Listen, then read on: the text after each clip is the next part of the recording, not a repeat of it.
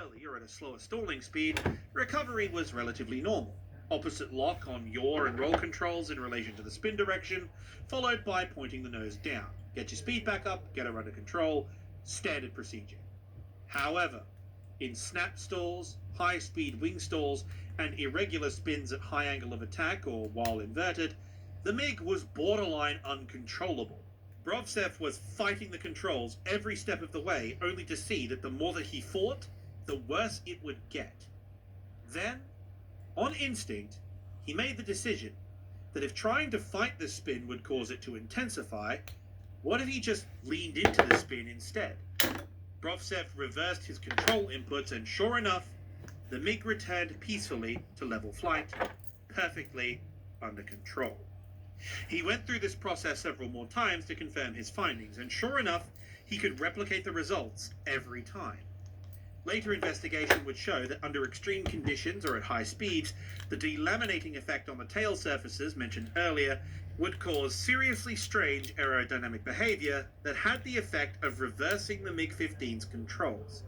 High speeds or unnatural flight parameters would cause the aircraft to develop a mind of its own, pitching, yawing, and rolling by itself without pilot input, while requiring a conscious effort by the unfortunate aviator in the cockpit to fight his natural instincts and roll with the aircraft to bring it under control. Brovtsev's testing regime would ultimately save the lives of thousands of young men, as he ensured his recovery procedures were added into the training syllabus for all Soviet MiG-15 pilots. However, for countries outside the Soviet Union with inexperienced aviators who would very soon use the aircraft in combat, namely China and North Korea, this training was not as universally accessible. Everything had to be translated into their own languages, and the quality of their training was seriously compromised by a myriad of socioeconomic and political factors, not least of which being that their countries were at that time in direct conflict with the West, requiring pilots to be rushed into service as soon as possible. China was still technically at war with Taiwan, who regularly flew raids against Beijing. In fact, the first air-to-air kill by a MiG-15 would be against a Republic of China P-38 Lightning on a recon mission, while Korea was pursuing its goals of reunification under a monarch...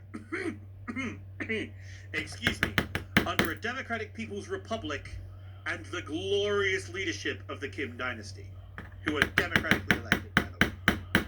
Eventually, a solution they settled upon was to attach a piece of white tape down the instrument panel aligned with the joystick. Pilots were told to align their stick with the tape and then follow the procedures they'd been told. If the aircraft didn't stop spinning, eject. This is why UN pilots over Korea saw a recurring issue with MiGs spinning out of control during combat.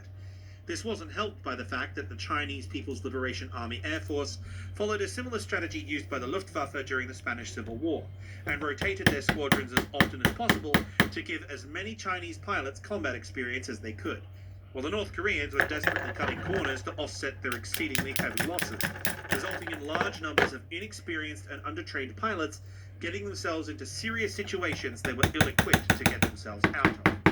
Though I should point out here that the documented instances of spins encountered by the UN pilots number at around 50 to 100 throughout the entire 3-year period of the Korean War. Compare that with the overall sortie rate in excess of 700,000 from the UN side and between 70 to 100,000 from the communists. Now granted, those aren't all MiG encounters, and they aren't all fighter sweeps, but it does put into perspective that this phenomena wasn't nearly as prevalent as Western commentators make it out to be. Furthermore, instances of the spinning started to drop as pilot experience and training improved across the board. Yet more importantly, that also indicates something else. It goes to show that the Soviets also managed to largely resolve the wing drop issue. Otherwise, Korean War casualty figures would have been an awful lot higher. So what the hell was causing it? Well,